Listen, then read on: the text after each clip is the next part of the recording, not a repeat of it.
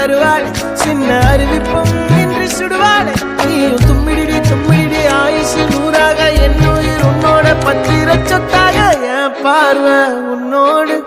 உன் பொம்மை கண்ணோடு பேசாமல் விண்ணோடு நாம் மிதந்து போவோம் காதாரா அடியாரோ நான் தாங்க மாறோ